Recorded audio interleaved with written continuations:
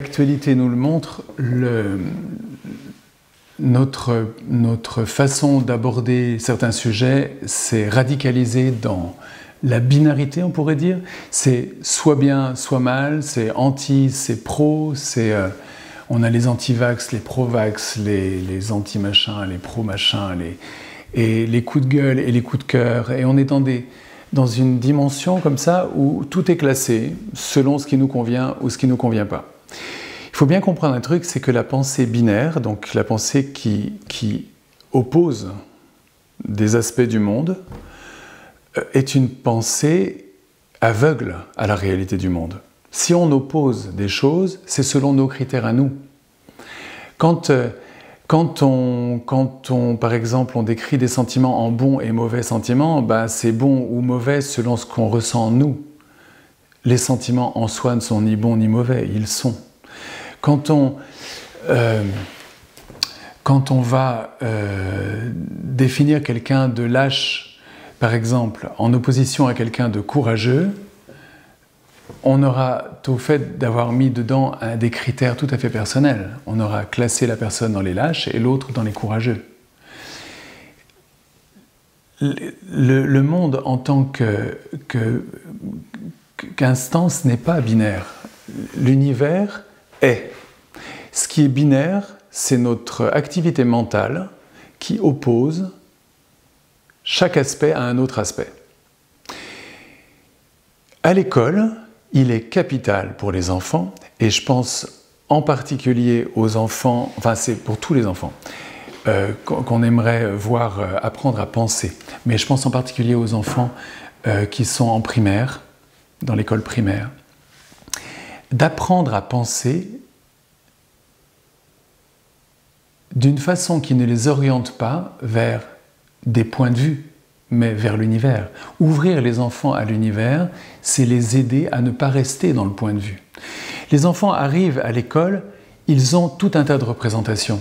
Ils ont plein de représentations sur plein de choses. Ils se font des images de plein de choses. Et ils essayent de classer ça. On les voit classer même leurs petites cartes à jouer en mettant, je sais pas moi, on peut avoir des cartes avec des joueurs de soccer, des joueurs de handball, des joueurs de ce que vous voulez, avec toutes les équipes qu'on va classer comme ça, ou alors les cartes de baleines, avec les baleines qui plongent le plus profond possible. Ils essayent de classer selon un ordre qui leur est personnel quelque chose, n'est-ce pas ?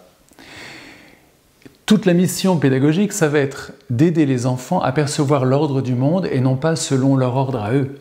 Eux, ils ont à apprendre à mettre en ordre leur cahier, ils ont à apprendre à mettre en ordre leur trousse, à mettre en ordre leur univers. Mais en même temps, ils ont à apprendre du monde un ordre supérieur au leur, c'est-à-dire s'ouvrir à quelque chose de plus grand que soi.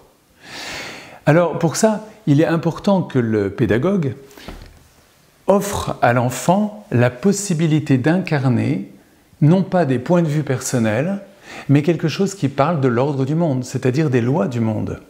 C'est-à-dire que si le prof commence à parler à de jeunes enfants de 6, 7, 8, 9 ans, voire 12, de ses opinions sur « là il y a des méchants, là il y a des gentils », il faut qu'on fasse quelque chose pour telle population parce que dans notre histoire c'était terrible ce qu'on a fait et maintenant il faut qu'on puisse se repentir parce que c'était très grave. Là on est en train de cliver complètement l'univers, il y a les bons, il y a les méchants, donc on rentre dans la pensée binaire, une pensée binaire qui justement est une pensée personnelle et non pas une pensée qui élève à plus grand. On ferme. En fait, la lâcheté n'est pas le contraire du courage. Le courage est une qualité humaine, totale, absolue. Et de chaque côté, on a quelque chose qui est clivé. On a la lâcheté et la témérité. Le courage aveugle. La lâcheté et la témérité, c'est le vrai côté binaire. Mais parce qu'au centre, il y a l'humain. Au centre, il y a l'humain qui est courageux. On devrait jeter au feu, pour le coup, parce qu'il y a des gens qui en ce moment font des autodafés, vous savez, qui jettent tout un tas de livres où dedans il y a des choses qui sont représentées qui ne conviennent pas à certaines sensibilités. Je veux dire, c'est juste un livre, en quoi est-ce que brûler un livre va changer quelque chose à l'histoire du monde, enfin, vous comprenez ? Mais bref, il y a des gens qui font ça. S'il y a bien un truc qu'on pourrait jeter, ce sont les livres d'antonymes.